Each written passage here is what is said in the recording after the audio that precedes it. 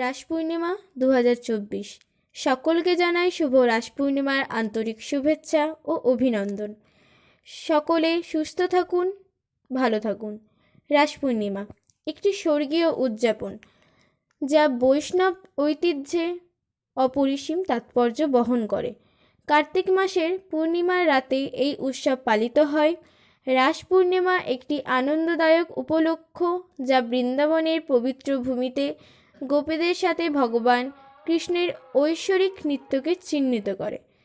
এই শুভ রাত্রিটি কেবল একটি স্বর্গীয় দর্শনই নয়, বরং এটি একটি আধ্যাত্মিক যাত্রা যা প্রেম, ভক্তি এবং ঐশ্বরিক এবং ভক্তের মধ্যে চিরন্তন সংযোগ স্থাপন করে। পশ্চিমবঙ্গ রাজ্যের হুগলি জেলার খানাকুলের কৃষ্ণনগরের রাস উৎসব এর কিছু মুহূর্ত। হুগলির খানাকুল থেকে শতরূপ ভট্টাচার্যের রিপোর্ট, নিউজ 24 মিডিয়া।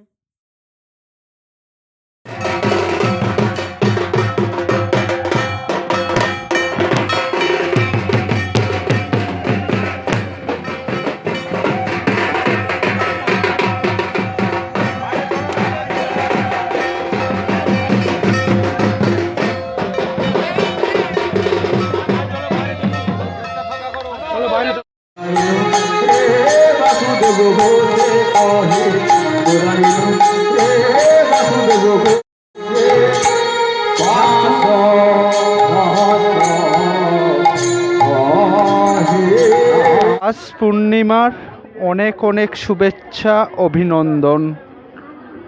আজ আমরা এই মুহূর্তে এসে পৌঁছেছি পশ্চিমবঙ্গের হুগলি জেলার খানাকুলের কৃষ্ণনগরে।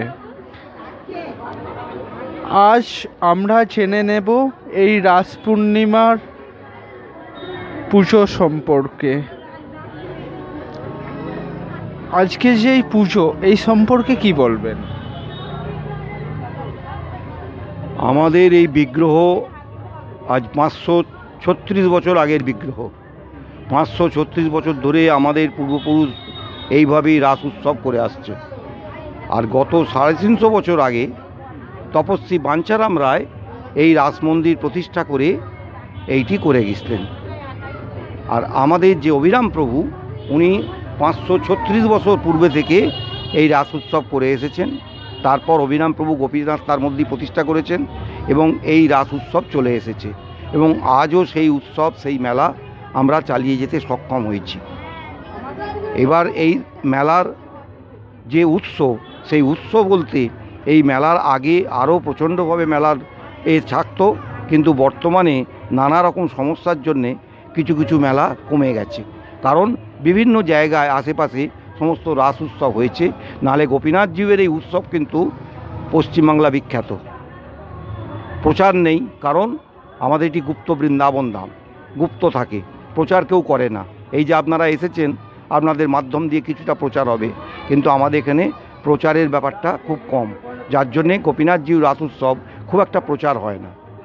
কিন্তু আমাদের হয়ে আসছে আজ 550 বছর ধরে এই রাস উৎসব, এবং আজকেই সেই রাস উৎসবের মিলনটা কীরকম, রাধা এবং গোবিন্দের মিলিত যে উৎসব, সেইটি হচ্ছে রাস উৎসব। কীরমভাবে হবে না, নিধুবনেতে, বৃন্দাবনের নিধুবনেতে শয্যা সাজিয়েছেন কিসের না, রাস উৎসবের মণ্ডপ সাজানো হয়েছে। সেইখানে কৃষ্ণ আছেন এবং তার সঙ্গে রাধা আসবেন। রাধা সহ রাধার যে গোপিনীগণ প্রত্যেকেই এসেছেন এবং প্রত্যেকেই সেই সমভাবে রাস উৎসব উপভোগ করেছেন। সেই থেকেই হিন্দু সনাতন ধর্মের এই রাস উৎসব চলে আসছে এবং এটা সারা ভারতবর্ষ ব্যাপী কেন, সারা বিশ্বব্যাপী আজকের দিনের রাস উৎসবটা বিখ্যাত। শুধু আমাদের এখানে নয়, বিভিন্ন জায়গাতেই রাস উৎসব হয়ে আসছে। আর আমাদের এই উৎসবের মূল উদ্দেশ্যের যে মানুষ, তিনি হচ্ছেন অভিরাম গোস্বামী। তিনি 535 বছর আগে আবির্ভূত হয়েছিলেন। দাপর যুগে উনি ছিলেন শ্রীদাম। সেই শ্রীদাম সখা অভিরাম নামে কলিযুগে অবতীর্ণ হয়েছিলেন চৈতন্য মহাপ্রভুর আমলে। এবং যখন নবদ্বীপে চৈতন্য মহাপ্রভু অবতীর্ণ হয়েছেন, তখন পারিষদবর্গ নিত্যানন্দ, গদাধর, শ্রীবাস, অদ্বৈতাচার্য প্রত্যেকেই ছিলেন, কিন্তু শ্রীদাম ছিলেন না। সেইটি উনি জানতে পেরেছেন যখন জানতে পারলেন শ্রীদাম নেই, তখন কি করলেন না, উনি নিত্যানন্দকে বৃন্দাবনে গিরিগোবর্ধন পাহাড়ে সেই মুহূর্তে পাঠালেন শ্রীদামকে আনার জন্য। তখনও কিন্তু অভিরামের নাম শ্রীদামের নাম অভিরাম হয়নি, তখন শ্রীদাম নামে খ্যাত। শ্রীদামকে না কৃষ্ণের দাপর যুগের সখা, শ্রীদাম, সুদাম, দাম, বসুদাম, মধুমঙ্গল, এই যে সখা ছিল, দ্বাদশ গোপাল ছিলেন, সেই দ্বাদশ গোপালের প্রথম গোপাল হচ্ছেন আমাদের অভিরাম প্রভু, অভিরাম গোপাল গোস্বামী। এবং বর্তমানে যে তারা সেবায় চালিয়ে যাচ্ছেন, সেই অভিরাম গোস্বামীরই বংশধরগণ সেবা কার্য চালিয়ে যাচ্ছেন এবং নিত্য সেবা চালিয়ে যাচ্ছেন। উনি এই বকুল বৃক্ষ প্রতিষ্ঠা করেছিলেন, যে বকুল বৃক্ষে এই সামনেই দেখতে পাচ্ছেন, এই বকুল বৃক্ষটি সারা বছর ফুল হয় কিন্তু ফল হয় না। উনি এই রত্নাকর নদীকে উনি খর্বাকার করে দিয়েছিলেন, সংকুচিত করে দিয়েছিলেন। কারণটা হচ্ছে অভিরাম প্রভুর কৌপিন ভাসিয়ে নিয়ে রত্নাকর নদী চলে গিয়েছিল। এই বকুল কুঞ্জের কাছেতেই উনি তপস্যা করতেন এবং এইটি তখন নদী ছিল, রত্নাকর নদী। যখন দেখলেন ওনার কৌপিন ভাসিয়ে নিয়ে গেছেন, তখন উনি ভর্ৎসনা করলেন যে আমি শ্রীদাম, আমাকে চিনিস না? আমি অভিরাম রূপে অবতীর্ণ হয়েছি, আমার শক্তি জানিস না? আমি যুগে যুগে অবতীর্ণ হয়েছি, আমি কোনো দ্বার গ্রহণ করি নাই, আমি অবতীর্ণ হয়েছি। এবং যুগে যুগে উনি ছিলেন, সত্যযুগে শঙ্খচূড়, ত্রেতায় ভরত, দ্বাপরে শ্রীদাম, কলিতে অভিরাম। উনি যুগ পরিবর্তন করে এসেছেন। তখন সেই কমণ্ডলুর জল দিয়ে উনি এই রত্নাকর নদীর যে অহংকার, সেই অহংকারকে চূর্ণ করেছিলেন। এই অভিরাম প্রভুই গোপীনাথ প্রতিষ্ঠা করেছিলেন। এইখানে বকুলকুঞ্জেতেই উনি 16 সঙ্গের মুরলিকাষ্ঠ দ্বারা এই বকুলকুঞ্জ সৃজন করলেন। সৃজন করার পর দেখলেন যে এখানে পশু পাখি বসবে, বকুল বৃক্ষে ফুল হলেই ফল হবে, ফল হলেই পাখি বসবে, পাখি বসলেই বিষ্ঠা প্রয়োগ করবে, পায়খানা করবে। সেই জন্য উনি কী করলেন যে এইটাতে সারা বছর ফুল হবে কিন্তু ফল হবে না। তাহলে প্রথম হচ্ছে বকুল বৃক্ষ স্থাপন, সিদ্ধ বকুল প্রতিষ্ঠিত করলেন। দ্বিতীয় হচ্ছে রত্নাকর নদীকে কানা দ্বারকেশ্বর রূপে অভিহিত করলেন। শত সহস্র বছর কুকুর শিয়ালে ডিঙোবে এই নদী উনি বলে দিলেন। বীরলোক গ্রামেতে উনি গেলেন, সেখানে দেখলেন নরবলি হচ্ছে, সেই নরবলি উদ্ধার করেছিলেন ওই অভিরাম প্রভু। কি করলেন, সেই যে নরবলি করতেন সন্ন্যাসী, তাকে নিয়ে দীক্ষা দেয়ালেন। তিনি বাধ্য হলেন অভিরাম প্রভুর কাছ থেকে দীক্ষা নিতে এবং সেই নরবলি বন্ধ হতে। আজও সেই বাসুরী মাতার পূজা হয়, কিন্তু সেখানে কোনো বলির প্রচলন নেই। তারপর প্রভু গেলেন, ওই মন্দির নির্মাণ হলো, নবরত্ন মন্দির। ওই নবরত্ন মন্দিরে গোপীনাথ প্রতিষ্ঠা করলেন এবং গোপীনাথ প্রতিষ্ঠা করে নবরত্ন মন্দিরে রইলেন 350 বছর। সেই 350 বছর পরে মাধবপুরের রায়েরা ওই 72 ফুট উচ্চতা বিশিষ্ট পাশে যে মন্দিরটি আছে, সেই মন্দিরটি নির্মাণ করে দিলেন ওনার স্বপ্নাদেশ পেয়ে, প্রভু অভিরামের স্বপ্নাদেশ পেয়ে। আর ওই 350 বছর ধরে ইনি আছেন কে না, তপস্বী বাঞ্ছারাম রায় এই রাস উৎসব করে আসছেন। ওনাদের বংশধরগণ তপস্বী বাঞ্ছারাম রায় এই মন্দিরটি করলেন এবং এই মন্দিরটি করে প্রতিষ্ঠা করলেন। হ্যাঁ, তারপর পড়ে গিয়েছিল, 78 সালের বন্যায় পড়ে গিয়েছিল। তারপর ওনারা আবার পুনর্নির্মাণ করলেন এবং পুনর্নির্মাণ করার পর সেই থেকে আবার এখানে রাস উৎসব হয়ে আসছে।